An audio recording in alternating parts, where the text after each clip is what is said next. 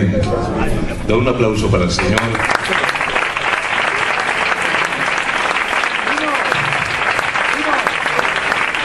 Amén. Les saludo en el nombre de Jesús. Amén. Estoy muy gozoso de estar en esta tarde con todos ustedes, disfrutando de la presencia del Espíritu de Dios en este lugar. Un abrazo para todos mis hermanos amados y queridos desde hace muchos años. Deseo que la gracia de Jesús esté en vuestros hogares. Amén. Amén. Amén. Vuélvete a la persona que tienes al lado y di: me gozo de que el Señor Jesús esté contigo. ¿Eso?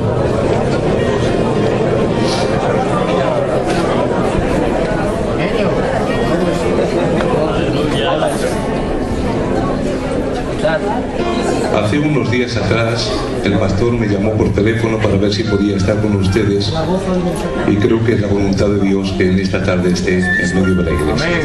Como todos ustedes saben, estoy de pastor en la Iglesia Madre de Burgos, también estoy de maestro bíblico en el EB, y allí estamos luchando hasta que me tiren. Ya lo cogeréis. Bueno, me gustaría compartir con vosotros un verso de las Escrituras, y espero en la gracia de Jesús que este verso nos hable a todos. ¿Cuántos habéis traído Biblia? ¿Cuántas Biblias hay? ¿Hay una Biblia? ¿Dos? ¿Un teléfono? ¿Un cartón? Bueno. Volvete a la persona que tienes al lado y dile: no es pecado traer la Biblia al culto. Díselo.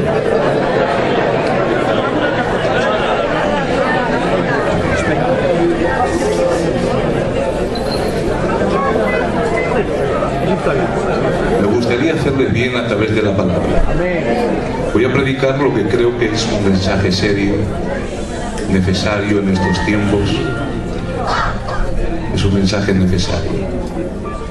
No sé si usted lo entiende o percibe los tiempos, pero estamos en los últimos tiempos. Dice la Biblia: en los últimos tiempos serán tiempos peligrosos, porque muchos apostatarán de la fe y creerán a doctrinas de demonios. Cristo viene pronto. Muchas veces decimos: Cristo viene pronto, hay guerra, rumores de guerras. No te equivoques. Para el rapto de la iglesia no hay ningún tipo de señal visible, tampoco ningún tipo de profecía a cumplir. Eso es para la venida de Cristo con su iglesia. Para el rapto, el cual es inminente y secreto, solamente hay una señal: la apostasía bíblica, las falsas doctrinas. Amén. Estamos en tiempos peligrosos. Por lo tanto, espero que esta palabra nos ayude a acercarnos un poquito más a Jesús. Abrimos la Biblia en la Epístola Universal de San Judas, verso 3 y 4. Son muy pocos versos. Vamos a hablar solamente del verso 3 y del verso 4. Amados, por la gran solicitud que tenía de escribiros acerca de nuestra común salvación, me ha sido necesario escribiros exhortándoos que contendáis ardientemente por la fe que ha sido dada una vez a los santos. Porque algunos hombres han entrado encubiertamente, los que desde antes habían sido destinados para esta condenación, hombres impíos que convierten en libertinaje la gracia de nuestro Dios y niegan a Dios, el único soberano, y a nuestro Señor Jesucristo. Amén. Amén. Inclina tu rostro por respeto al Señor. Pon tu mano sobre el hombro de tu hermano, de tu hermana, y haz una breve oración al Espíritu de Dios, rogando la bendición de Dios para tu hermano, para tu hermana, para su hogar, para su casa. Y ruega que de una forma especial el Espíritu de Dios abra el entendimiento, la mente y el corazón para entender y recibir su palabra. Mi hermano Javi, siervo del Señor, por favor, haz una oración. Damos gracias, Señor, en esta tarde por poder estar delante de ti. Te agradecemos esta oportunidad que tú nos das, Señor, para reunirnos como iglesia para adorarte y glorificarte. Quiero rogarte en esta tarde por tu siervo, para que la unción de tu Espíritu Santo lo capacite, lo llene ahora, para que nuestras almas podamos recibir la palabra que tú quieres. Ilumina nuestros corazones y nuestras mentes. Reprende todo aquello que quiera impedir que tu palabra sea predicada. Y ruego que mientras predique tu palabra a tu siervo, la unción de tu Espíritu se derrame, abriendo el entendimiento de las personas. Muchas gracias, en el nombre de Jesús. Amén. Da un aplauso para el Señor.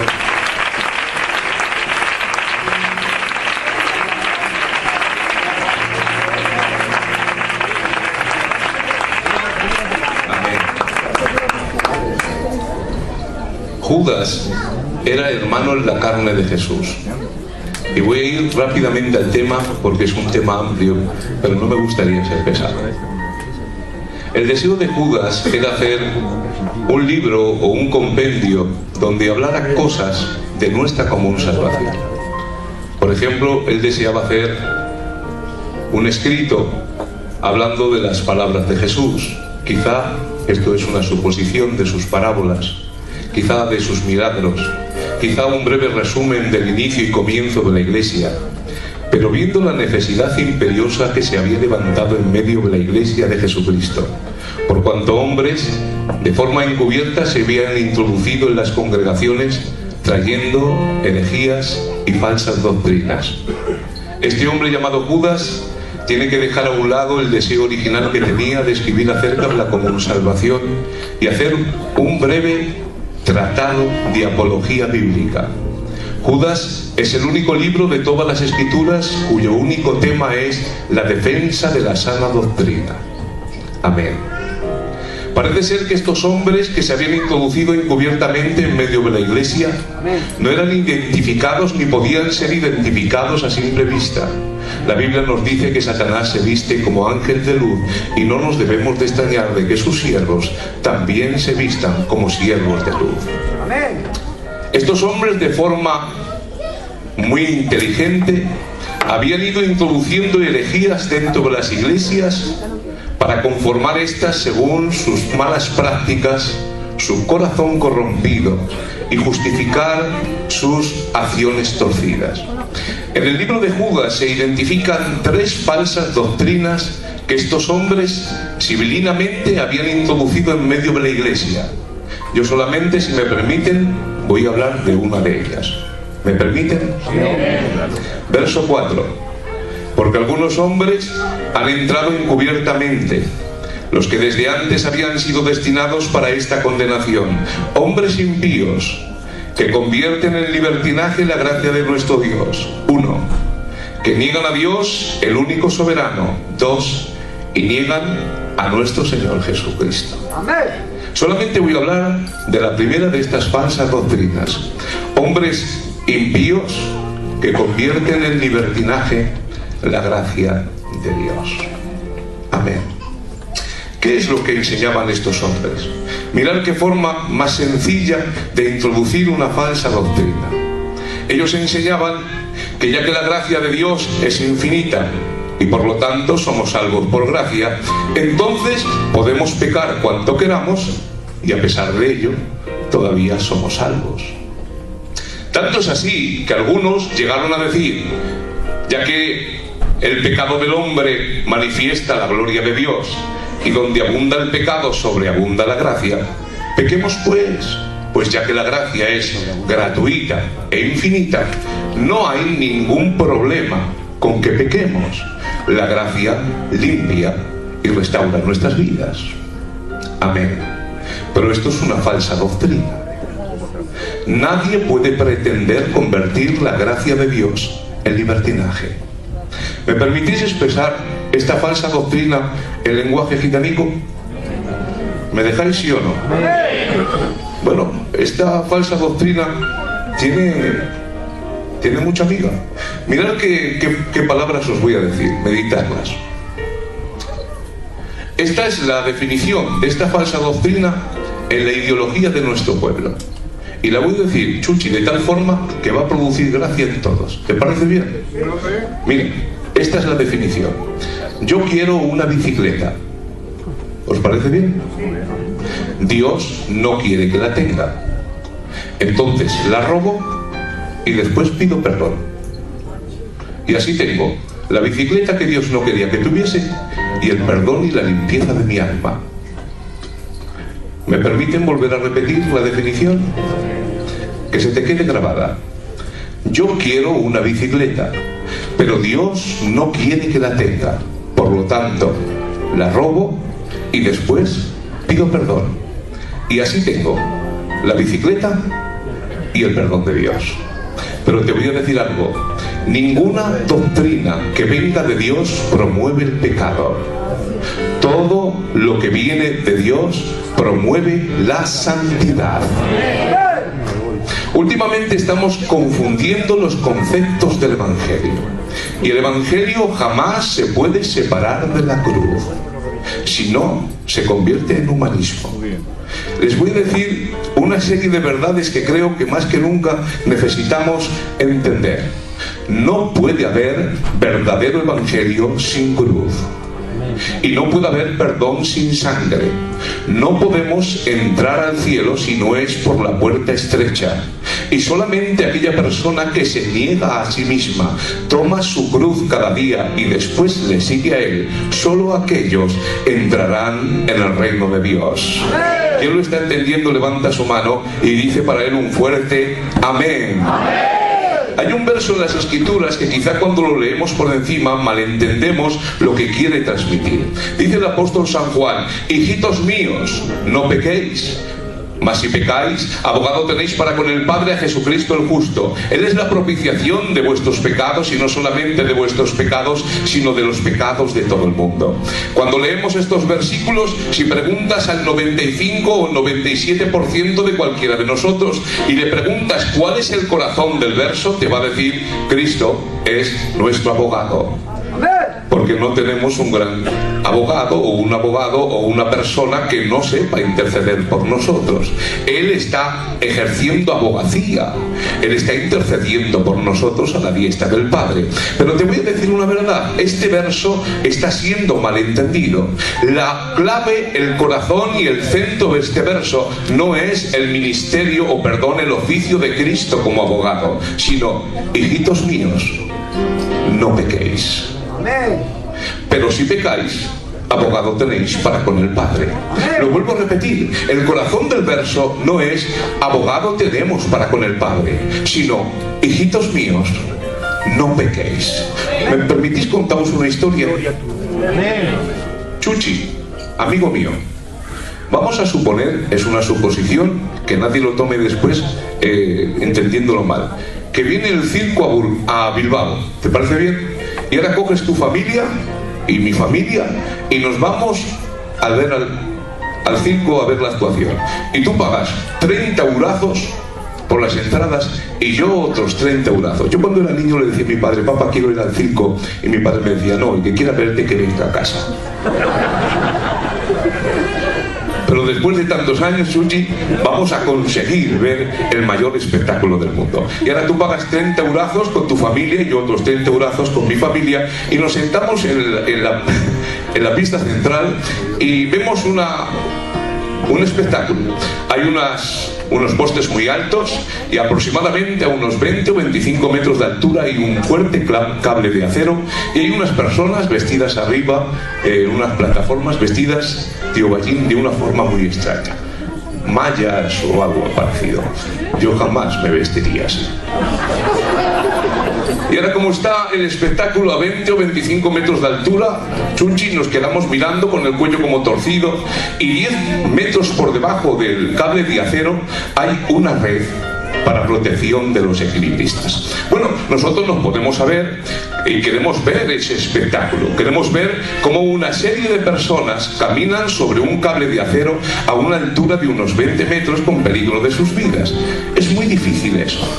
Pero de repente, cuando empieza la actuación, grande es la sorpresa cuando va uno de ellos desde la plataforma y hace un gesto así: tío Diego, va por ustedes. Y pega un salto y hace un doble salto mortal hacia atrás con tirabuzón. Y al caer, cae sobre la red. Y nosotros, Chuchi, nos quedamos un poco extraños. Y va el segundo y dice: va por ustedes. Y este hace un doble salto mortal, pero escarpado, hacia atrás. Y cae en la red. El tercero dice: va por ustedes. Ese no hace nada, simplemente se tira de cabeza. El cuarto dice: va por ustedes. Coge como corredida y se tira así, como en plancha. Y uno tras otro estamos viendo como estos equilibristas están desde la plataforma sin pasar por el cable, saltando desde la altura directamente a la red. Y cuando ha caído el último de ellos, dicen: ha terminado la actuación. El Chuchi y yo nos quedamos mirando y decimos: pero por esto hemos pagado 30 euros. Por esto hemos pagado 30 euros. Esto no vale para nada. ¿Está bien hecho eso? ¿Están haciendo algo mal estos hombres? Y alguien te dirá: oye, por algo fue puesta ahí la red. No, no fue puesta para que el equilibrista se tirase de cabeza. Y tampoco voluntariamente. Mirad, os voy a decir una verdad. Es muy difícil andar sobre un cable de acero a 20 metros de altura. Es prácticamente imposible. Es algo complicadísimo. Y claro, mantener el equilibrio en esa tesitura, a esa altura, cualquiera puede tropezarse. Cualquiera puede tener un error, cualquiera se puede resbalar. Pero claro, es muy triste que por un error, una equivocación o un resbalón, una persona buena que se gana la vida dignamente pierda la vida. Por eso se colocó la red. La red se colocó no para que el equilibrista se tirase de forma voluntaria, sino para que cuando hubiera un tropiezo, un resbalón o un equivoco, la red resguardara la vida de aquella persona que no tenía la mala intención de caerse. Entonces, ¿qué es lo que sucede? Hermanos, estamos malentendiendo el Evangelio. Os voy a decir una verdad y acoplando esta metáfora. Es muy difícil mantener la pureza en el Evangelio. Es muy difícil mantener el equilibrio de santidad en medio de un mundo pecaminoso lleno de demonios y con una naturaleza pecaminosa dentro de nosotros. Todos tenemos malos días, todos tenemos malos momentos. En todos se levanta un gran gigante contra el cual tenemos que luchar. Pero claro, el propósito de la red, esto es la gracia. No es que el creyente salte voluntariamente, no. Cualquiera tenemos un día malo, cualquiera tenemos una equivocación o cualquiera podemos tener un resbalón, pero la gracia se dispuso directamente para eso, para que cuando el creyente tenga un día malo, una equivocación, un tropiezo, la gracia de Jesucristo nos limpia de todo pecado. Jamás se te ocurra el pensar que la gracia fue diseñada para consentir el pecado o permitir el pecado. No, la gracia es el recurso de Dios para la persona falible, débil y que se equivoca. ¡Aplaude al Señor!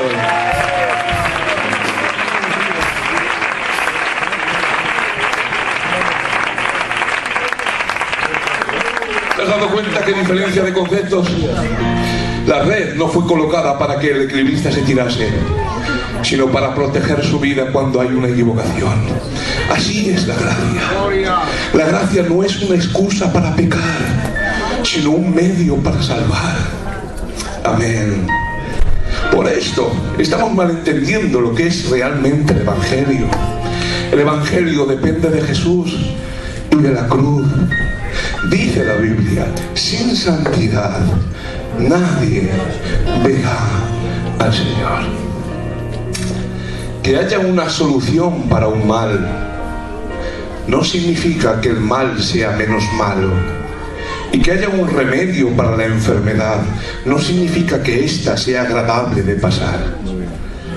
Ahora mismo ustedes saben que hay un medicamento, una medicación que se llama metadona, que ayuda a las personas que están sujetas o atadas por las drogas a pasar el síndrome de abstinencia. ¿Qué padre, qué madre, en su pensamiento normal, puede ir donde el hijo y le dice: hijo, endrógate, porque no pasa nada? Porque tú te endrogas y cuando estás endrogado, después tomas la metadona y como hay solución para el mal se hace menos mal. Coge la varicela, pues sarampión, hijo, que no pasa nada, porque como hay vacuna, la enfermedad en sí misma es menos mala. Y ahora vas tú y voluntariamente inoculas la varicela o el sarampión a tu hijo, porque no pasa nada, hay vacuna. ¿Qué padre puede pensar eso? ¿Quién es tan torpe ¿Qué madre puede creer que el mal es menos mal aunque haya vacuna o solución para ella? Por eso Juan va a la clave: hijitos míos, no pequéis. Que haya una solución dispuesta por Dios para el pecado del creyente no justifica que el mal, el pecado, sea leve. El pecado es malo. Por lo tanto, no debemos de buscar la solución, más bien debemos de solucionar el mal antes de que suceda. Es por esto que los púlpitos se tienen que proclamar desde este lugar, un lugar de santidad y de pureza. Hemos rebajado tanto la gracia de Jesucristo que hoy en día las nuevas generaciones ven como algo normal el pecar contra Dios o el rebelarse contra sus mandamientos. Antes se cansará tú de pecar que Dios de perdonar. No pasa nada con que pequemos, pues Dios ya provió ayer la gracia para limpiar el pecado de hoy. Pero yo te digo el mensaje del Evangelio: hijitos míos, aunque hay una gracia que limpia nuestros pecados, hijo mío, no peques, no peques, no peques, no peques, y guárdate puro para Dios. Aplaude al Señor, que es bueno.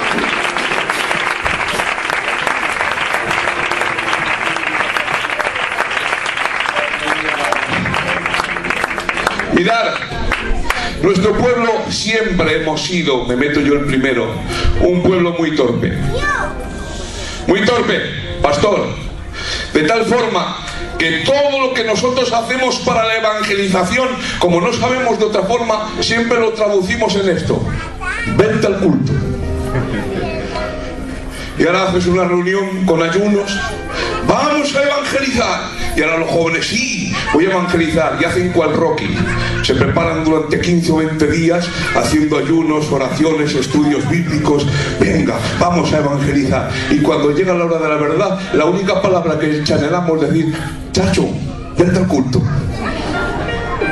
¿Ves a uno? Vente al culto. ¿Ves a otro? Vente al culto, porque no sabemos más. Si supiéramos algo más, tío Diego, lo diríamos. Pero ¿qué es lo que nos han enseñado? Vete al culto. Porque aquí se mueve el Espíritu Santo. Es más, aunque tú no lo veas, está Dios en este lugar. Aunque tú no lo percibas, su presencia se encuentra aquí. Vete al culto. Y claro, Dios es bueno y se amolda a lo que nosotros entendemos y sabemos. Si supiéramos más, Dios nos pediría más. Pero sabe cómo somos. Y ahora vienes al culto y Dios se mueve, Javi, y toca el corazón, porque siempre hay una palabra que sale del corazón de Dios para rescatar a alguien. Yo hubiera dicho amén.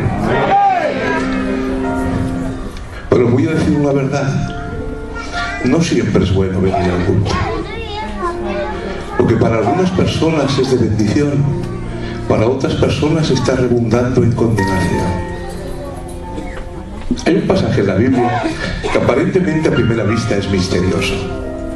Dice en las Escrituras que el Señor está en una ciudad y estando en esa ciudad dice un enfermo: Señor, sáname. El Señor se le queda mirando, le coge de la mano y le saca de la ciudad. ¿Os acordáis? Le sana fuera de la ciudad y le dice: no digas a nadie nada. Y se va. Este pasaje, Chuchi, rompe la Biblia, pues la Biblia nos dice que Él nos ha llamado para proclamar lo que Él ha hecho en nosotros. El gadareno, cuando quería ir con Jesús, ¿qué le dijo? No, conmigo no vengas. Ve a tu casa, a los tuyos, y anuncia cuán grandes cosas ha hecho el Señor contigo. Porque el objetivo de Dios es este: que anunciemos a otros lo que Dios ha hecho en nuestras vidas. No hay mayor testimonio que este. Pero a este hombre, cuando le pide sanidad, le saca de la ciudad, le sana y le da un mandamiento: no digas nada a nadie. ¿Por qué? Hay un verso en la Biblia que nos dice: ay de ti, Besadia y Corazín, porque si en Tiro y en Sidón se hubieran hecho los milagros que se han hecho en vosotras, tiempo hubiera habido que se habrían arrepentido. Por lo tanto, en el día del juicio será más soportable el castigo para Tiro y para Sidón que para vosotras. ¿Sabe lo que sucedía ahí? Que Dios conoce todo. Yo hubiera dicho amén. Dios no es como los hombres que conocen las cosas en el eterno suceder del tiempo. Dios conoce todas las cosas con todas sus posibles variantes en un eterno ahora. Y Dios no solamente conoce lo que ha pasado, pasa y pasará, sino lo que hubiera llegado a haber pasado pero nunca pasó. El conocimiento de Dios es tan grande que abarca el cálculo de probabilidades de lo que hubiera podido llegar a ser y nunca fue. Y para Dios lo utiliza algo que nunca sucedió para juzgar a unas ciudades donde sí sucedieron los milagros. Te lo explico en lenguaje más gitanico. Dios sabía que en Tiro y en Sidón, en el día del juicio, se iba a juzgar a esas ciudades por los milagros que se habían realizado dentro de ellas. Y también sabía que en el día del juicio iba a tener peor castigo Besadia y Corazín que dos naciones paganas, Tiro y Sidón. ¿Por qué? Porque se hicieron milagros dentro de ellas y no produjeron arrepentimiento.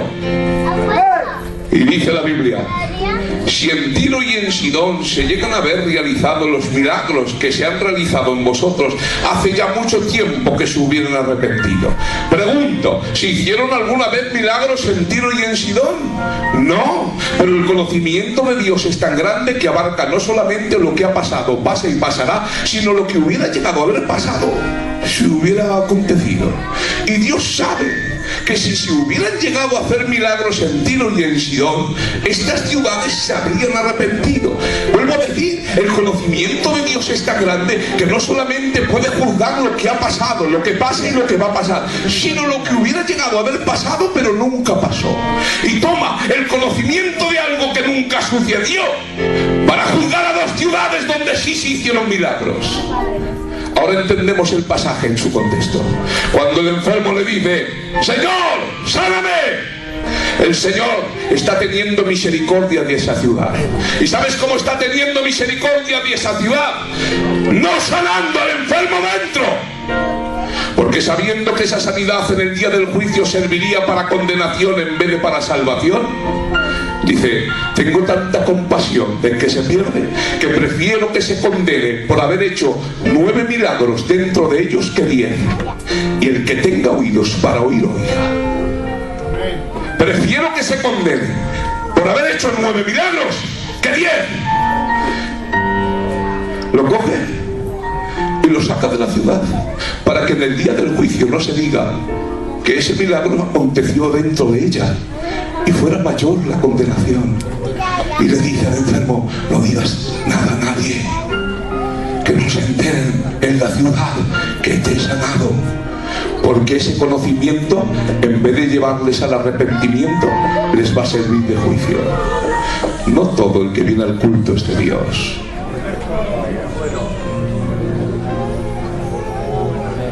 Y a veces el venir al culto no es bueno para ti ni para mí.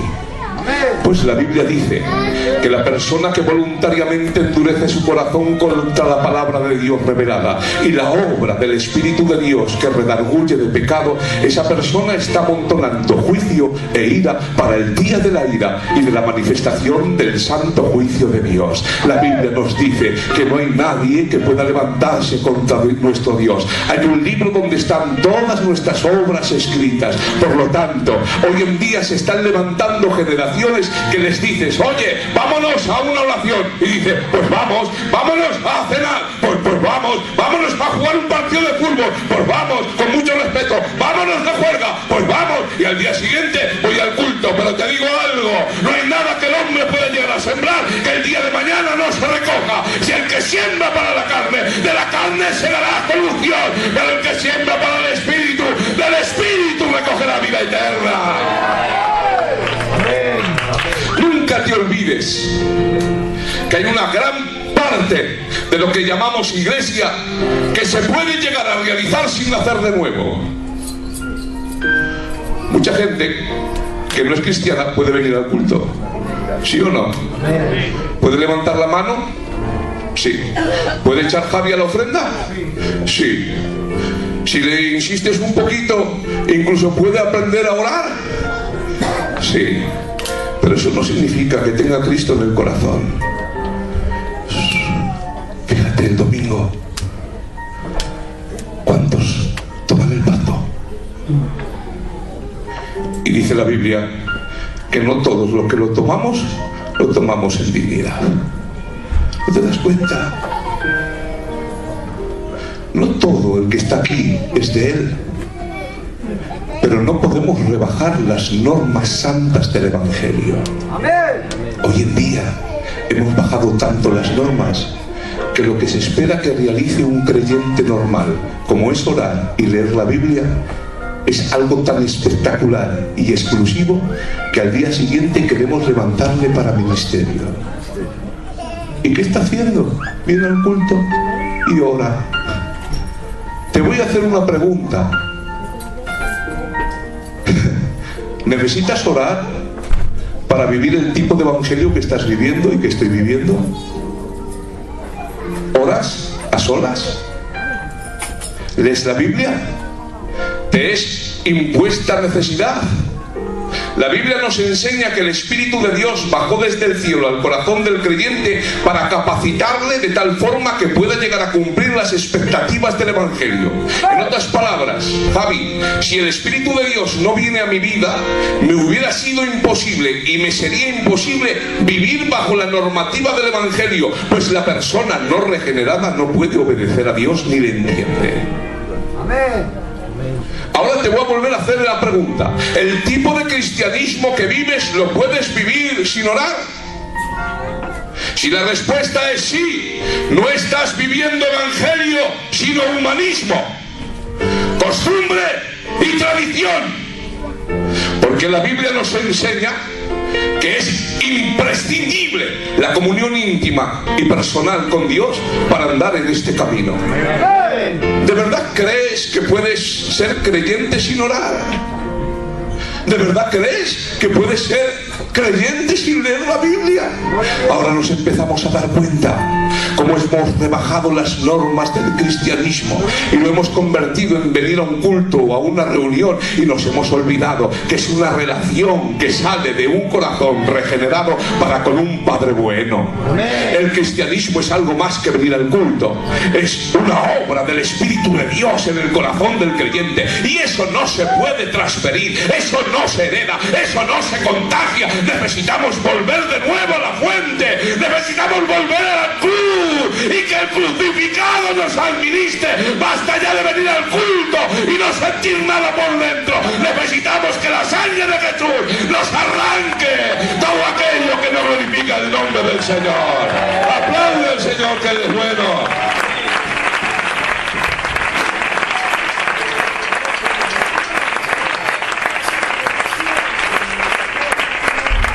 ¿Le dejáis seguir un poquito más? Te voy a hacer una pregunta, una serie de preguntas. Hace unos años, en los años 50 aproximadamente, un hombre llamado Gandhi produjo una revolución cultural en la India, y yo creo que en todo el mundo. Este hombre quería quitar el dominio del Imperio Británico sobre la India a través de una nueva filosofía nunca vista antes en este mundo, y es la filosofía de la no violencia. ¿Os acordáis, verdad? La no violencia.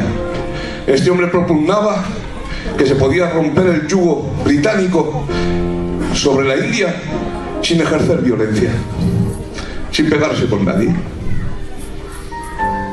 Y ahora venían, Javi, golpeaban, y estos hombres no respondían. Pregunto, ¿tienen estos hombres que siguen esta filosofía el Espíritu de Dios? ¿Sí o no? No.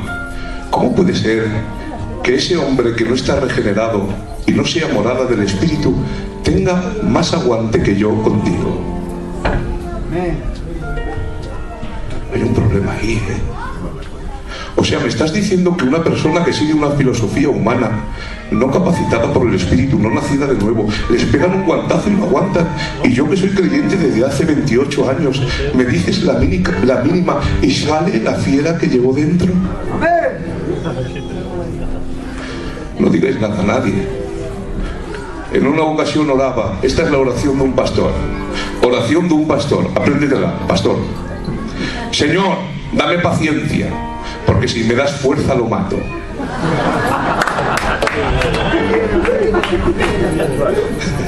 Dame paciencia. La realidad es, perdonadme, me voy a hablar a mí mismo, no pongo a nadie, que no te aguanto, que es que no te soporto. A la mínima que me hagas, sale un lobo que llevo aquí metido. Un detalle, una palabra, algo malentendido, una falta de respeto supuesta, real o imaginaria, y sale toda la carne que tengo aquí.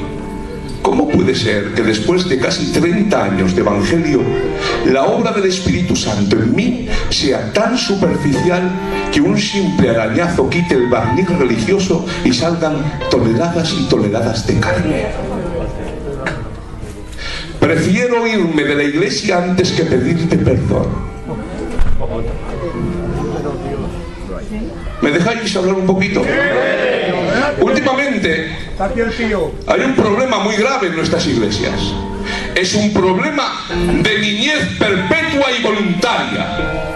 Hemos decidido permanecer siendo niños sin querer crecer ni desarrollarnos, porque nos creemos que permaneciendo así vamos a librarnos de los problemas que estamos viviendo, y no nos damos cuenta que estamos en los últimos tiempos y estos son muy peligrosos. El mundo se está tragando a muchos de nosotros.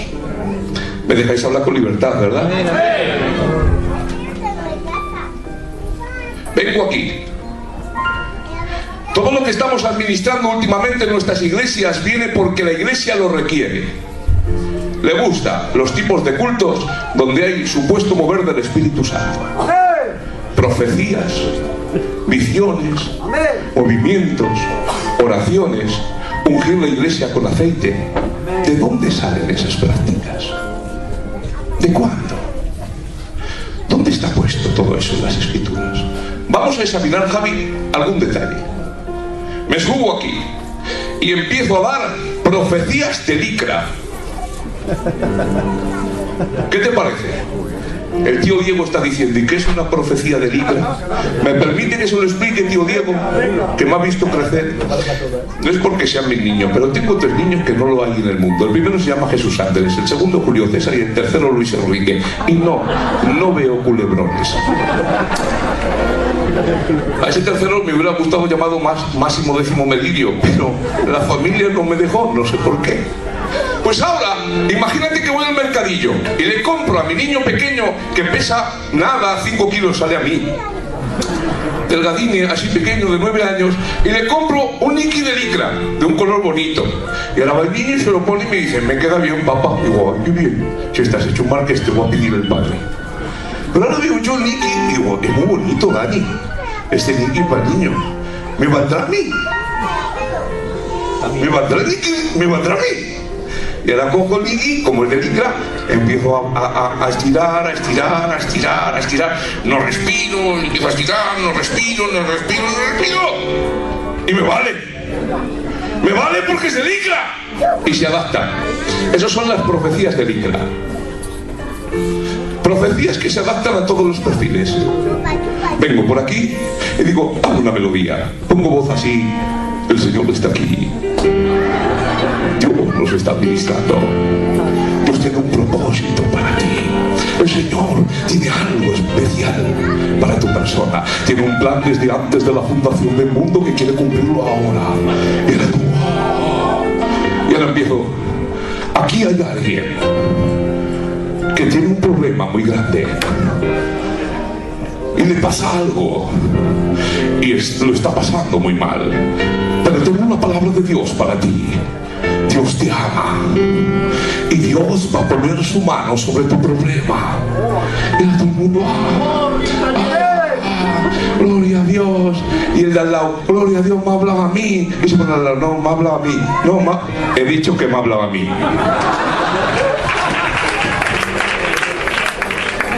¿Pero por qué? Porque es una profecía de licra, vale para todo el mundo. ¿Vale? Aquí hay 300 personas. Aquí hay alguien que le pasa algo. Digo yo que habrá alguien que le pase algo, chico, y que está muy mal. Pero hombre, ¿cómo vamos a estar? Se cuenta que va un gitanico con el pastor y va andando. El gitano se queda mirando allí como a lo lejos y de repente extiende el brazo y dice: ya no vivo yo. Y dice el pastor: oh, pues sí, es verdad, Cristo vive en mí. Y dice el gitanico: ya no vivo yo. Si Cristo vive en mí. No, ya no vivo yo, vive un payo allí.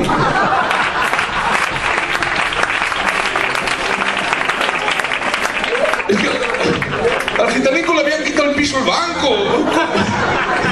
Y se ponía: ya no vivo yo, vive un payo allí. Y ahora vengo yo por aquí. ¿Están ustedes aquí? Aquí hay alguien que lo está pasando mal. Claro que lo están pasando mal. Si están quitando los pisos. Claro que lo están pasando mal. Si no ganamos para comer. Claro que lo estamos pasando mal. Si hay enfermedades, si hay luticos. Claro que lo estamos pasando mal. Si hay problemas en los matrimonios o con los hijos. Siempre hay gente que lo está pasando mal. Pero yo me pongo desde aquí, doy una profecía de Licra que vale para 200 personas y hago un pseudo movimiento del Espíritu Santo. Quiero decir algo bien claro. Yo creo en el Espíritu de Dios, creo en los dones y creo en el Dios de profecía. Lo que no creo es en la manipulación emocional en la cual hemos caído. ¡Mira todo el mundo! ¡Está aquí Dios!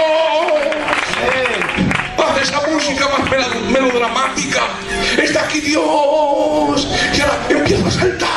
Y el Señor me ha bautizado, pero salgo del culto y llevo 8 meses que no me hablo con una persona, o tengo una raíz de amargura, o hay un pecado practicado. Te voy a decir algo: todo mover del Espíritu Santo en medio de su iglesia solo produce una cosa: santidad, santidad, santidad y santidad para Él.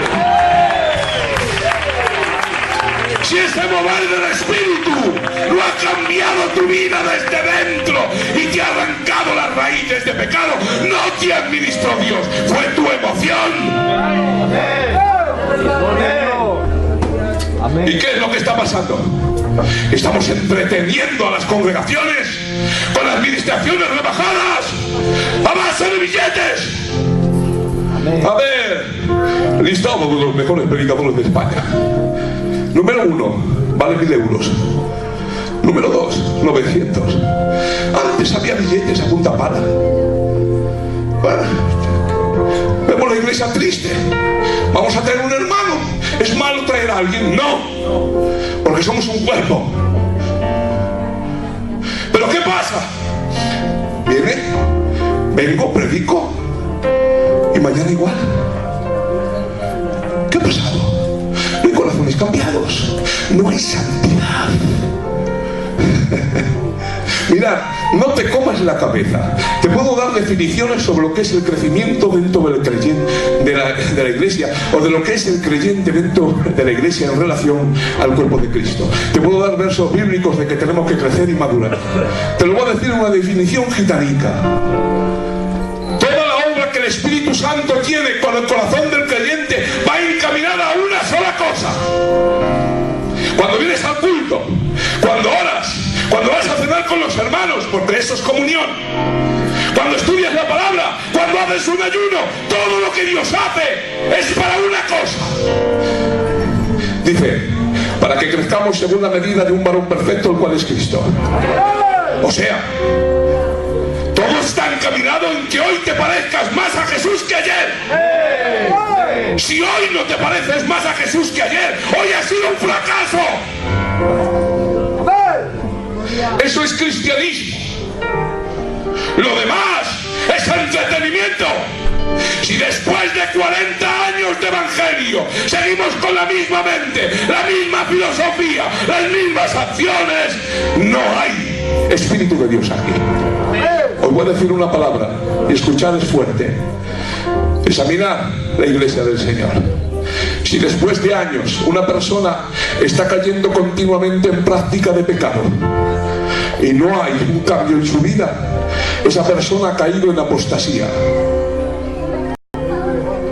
Y tú dices, pero Raúl, es muy fuerte lo que dices.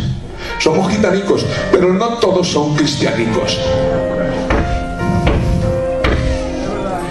El Espíritu de Dios ha descendido a este lugar y a tu corazón con el único propósito de capacitarte para que seas de Dios. No hay más. Dice la Biblia: este pueblo es pueblo de dura cerviz. 10 veces me han tentado en el desierto y han resistido la obra de mi espíritu. No entrarán en mi reposo. No confundas la bondad de Dios con la complacencia.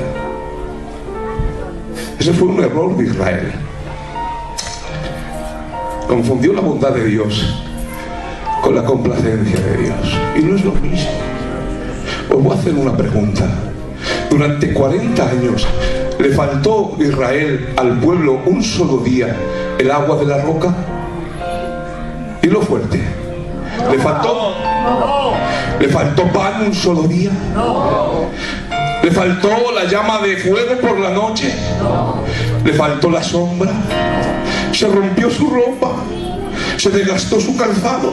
¿Enfermó el pueblo? ¿Se le hincharon los pies? No, porque Dios es bueno. Pero sin embargo dice: este pueblo es pueblo duro y rebelde. No entrará en mi reposo, porque confundieron la complacencia de Dios con la bondad de Dios. Dios no estaba complacido con el pueblo, pero en su bondad lo bendijo. Hay creyentes que nos creemos que porque en cada culto Dios nos administre y nos dé un poquito de maná y un poquito de la roca, del agua que sale de la roca, está Dios consintiendo el tipo de cristianismo que estamos viviendo. No te equivoques, es que Dios es bueno. Es bueno para con nosotros.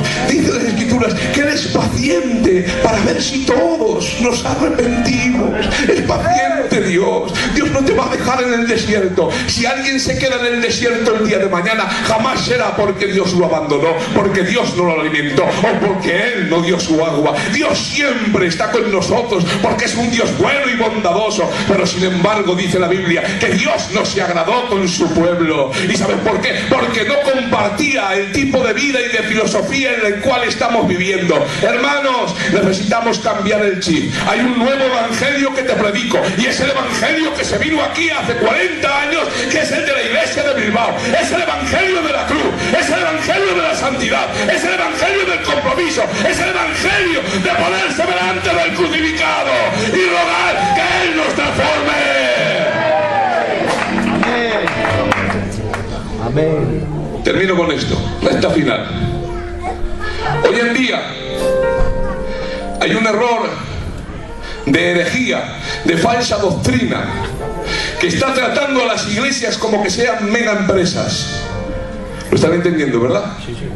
Conceptos seculares de administración de empresas lo están aplicando, Javi, a las iglesias cristianas. Por ejemplo, el mismo plan estratégico que tiene Coca-Cola con sus productos lo aplican a mega iglesias para un iglesia crecimiento y un desarrollo mercadotécnico. ¿Y qué es lo que sucede? Mirad cómo el enemigo nos ha cambiado la mente. ¿Alguien sabe cuál es la Trinidad en la cual nosotros hemos creído siempre? Que lo diga con fuerza. Eso es la Trinidad: Padre, Hijo y Espíritu Santo. Pero ahora no. La nueva Trinidad en las iglesias ha cambiado. Y ahora me estás diciendo, pastor, ¿pero cuál? La nueva Trinidad en las iglesias es esta: local, membresía numerosa y ofrendas. Voy a una iglesia, uy, qué local más bueno. Voy a una iglesia, uy, cuánta gente, uy, cuánta ofrenda. Estamos de gloria, estamos glorificados. Buen local, mucha gente y buenas ofrendas. ¿Qué tal? Estamos triunfando, lo estamos consiguiendo, lo estamos logrando. Mucha gente, buen local y buenas ofrendas. Ah, no, nos hemos matado por tener buenos locales, tanto que hemos hipotecado el futuro económico de nuestras iglesias, tanto que no podemos ni evangelizar. Donde nos podíamos haber gastado 5, nos hemos gastado 15. Hemos condicionado 20 años de futuro evangélico. Claro, hay un problema. Nuestra economía para pagar gigantescas hipotecas depende de la membresía, porque no hemos sido capaces de separar la economía de la asistencia. ¿Y saben por qué? Porque nadie se quiere comprometer a nada.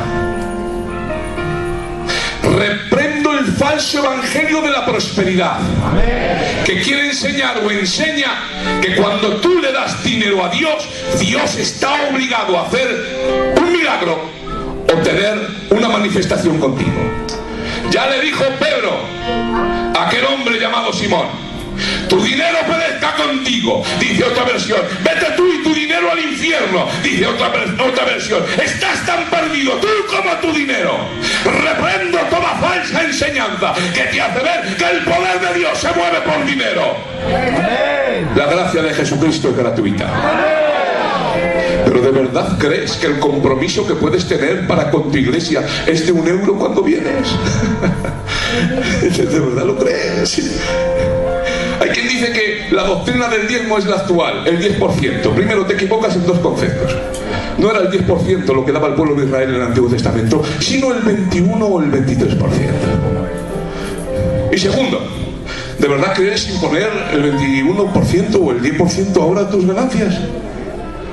¿De verdad crees que tu dinero es tuyo? ¿Qué Biblia lees después de 40 años? Dios no se merece el 10%. De Dios es todo. Y hasta que no se te meta eso en la cabeza, no entiendes de qué va esto. De Dios es tu mujer, es tu marido, son tus hijos, tu negocio, todo lo que tú tienes, todo lo que tú quieres, todo lo que piensas tener y creer, le pertenece a Dios. Y cuando tú tienes eso en mente, que todo lo que tú tienes es de Dios, tu tiempo es de Dios, es un regalo. ¿No te das cuenta? Hay 3 tiempos en el tiempo: pasado, presente y futuro. Pasado lo que ha acontecido, futuro lo que va a pasar, pero al presente, a la hora, se le denomina presente. La palabra presente también tiene otro significado, es regalo, porque el ahora es un regalo de Dios para ti. Hasta tu tiempo tiene que ser colocado en mayordomía. Tienes que administrar tu tiempo. No puedes estar 26 horas al día haciendo cosas que no producen. Escuchad esto que os voy a decir. Javi, ¿por qué Dios dio al pueblo de Israel al salir de Egipto oro y plata si no había ninguna tienda para comprar en el desierto? ¿Nunca lo has pensado? Dice: y despojó Dios a los egipcios para que diera el oro y la plata a su pueblo. Bueno, igual lo querían para comprar comida. Compraba comida el pueblo en el desierto. ¿Quién se la daba? ¿Y el agua? ¿Y el calzado? ¿Y la ropa? ¿Y los médicos? Entonces, ¿para qué les dio Dios oro y plata? Porque en el transcurso del desierto Dios iba a pedir que el pueblo diera para hacer un tabernáculo. Y si el pueblo no tiene, el pueblo no le puede dar. ¿Para qué le dio oro y plata? Para que el pueblo después se lo diera a él. Porque viniendo de él, se lo das a él y el ciclo se completa. Pero con lo que Dios le dio, el pueblo se hizo un becerro. ¿Te das cuenta? Como todavía no hemos podido separar la economía de la asistencia, necesitamos que venga mucha gente al culto. ¿Y cuál es la única forma de que venga gente al culto? Pues haciendo administraciones que entretengan. Administración de una iglesia de paisanos real. Mañana estudio bíblico por la mañana. Cerveza gratis. ¿Qué te parece? Pues bueno, pasa para allí el borracho del pueblo, pasa para allí y ve: estudio bíblico, cerveza gratis. Chacho, si me gasté todo anoche, no tengo nada. Pues voy a ver qué dicen estos. Ahora se mete: mire, siéntese ahí, sí, póngame una taza con la cervecita. Y el pastor empieza a dar el estudio bíblico. Uy, este pastor que viene, ponme otra. Y el pastor: esto de verdad que fluye. Dame, ¿por qué no te molestes? Tráeme 2. Cuando termine el estudio digo, mira lo que te digo, pastor. Te lo digo de corazón. No hay quien te aguante. Eres una fiera. Para el próximo lunes me tienes aquí a mí. ¿Qué te parece la administración? Es buena. Segunda administración, estos son casos reales. En una iglesia que es como un pabellón de baloncesto han puesto una cancha o un cuadrilátero de lucha y han hecho un combate de vale todo. Los jóvenes saben de qué hablo. En los combates de boxeo, cuando el contrario se cae, se separa al contrario y se hace una cuenta para que se levante. En el combate de vale todo, si caes, eres hombre muerto, porque vale todo. Le machacan en el suelo. Pero claro, al haber un combate de vale todo, ¿qué ha pasado?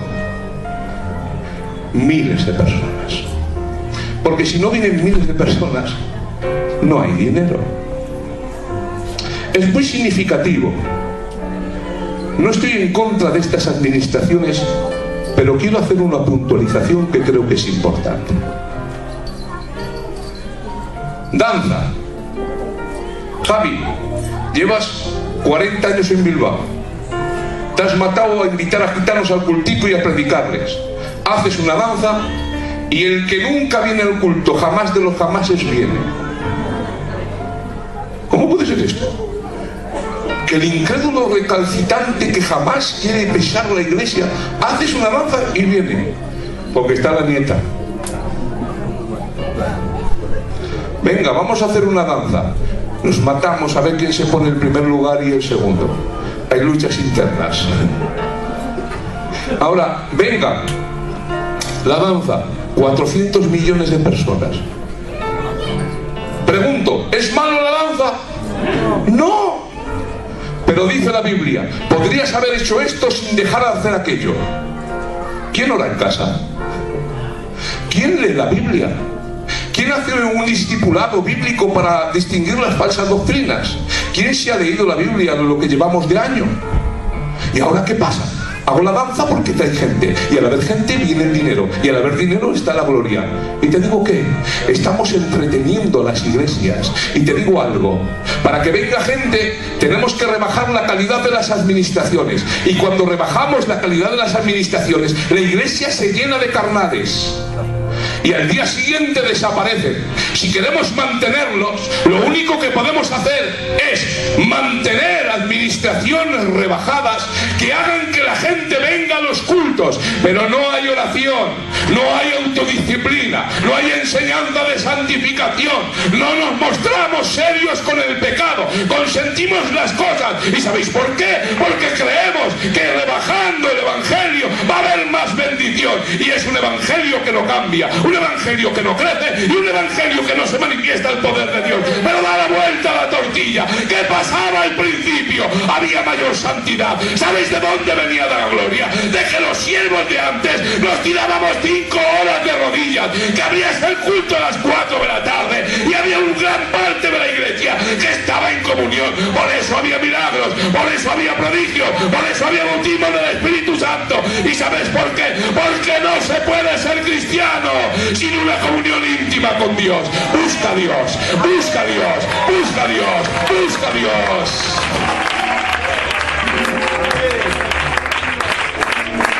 Termino con esto. Hay una filosofía que viene del corazón del diablo, que enseña, quiero que la cogéis en el contexto. Cogerla en el contexto, porque la voy a explicar, Javi. Dios quiere que seas feliz.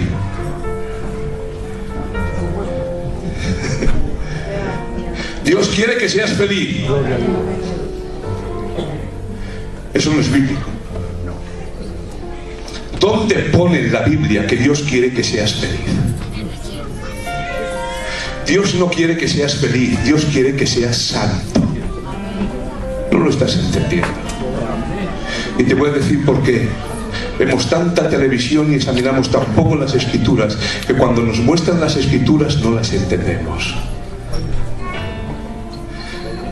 persona es feliz cuando cumple los deseos que salen de su corazón.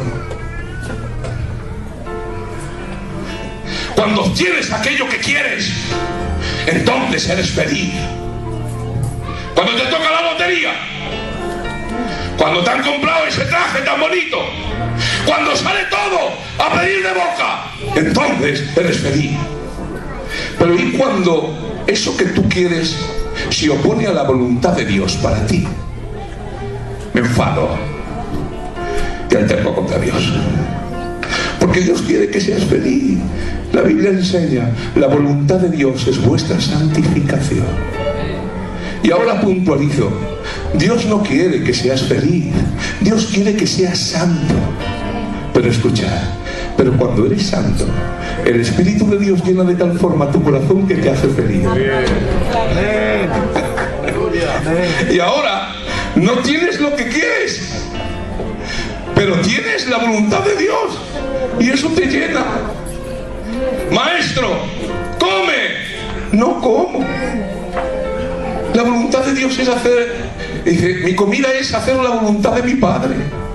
En otras palabras: Padre, pasa de mí esta copa sin que la beba, mas no mi voluntad, Señor, aprueba, sino la tuya en mi angustiosa queja.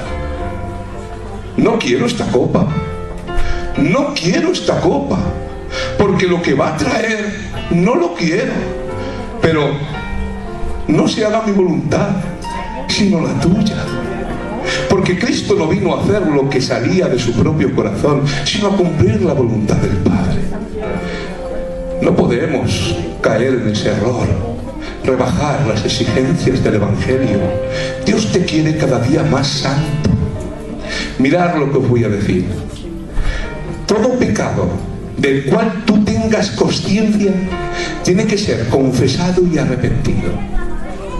¿Significa eso, pastor, que voy a ser perfecto? Nunca lo voy a ser. Pero cuando tengo esta actitud en mi corazón, la relación que tengo con el Espíritu de Dios es correcta. Amén.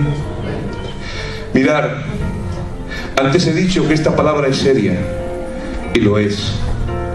No estoy predicando nada nuevo. Los más ancianos seguramente identificarán lo que estoy predicando con los primeros mensajes. Sí, los primeros mensajes que se predicaron aquí, en Zabala. ¿Qué nos enseñaban los viejos de antes? ¿Qué evangelio había? Te lo voy a decir. Termino con esta anécdota que es impresionante. Recuerdo que cuando estaba el hermano Pelón en Burgos, esta última vez, Javi, este gitano, puedes pagar dinero por estar con él.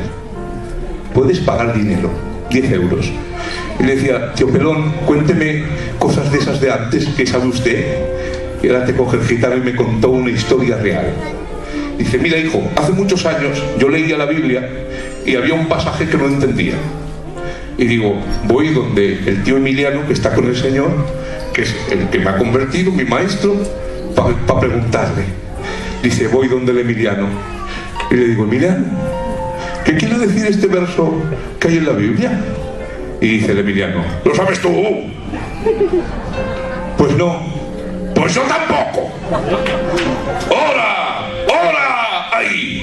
Dice: hermano, me tiraba 7 o 8 horas de oración para que el Señor me dijera lo que era ese verso.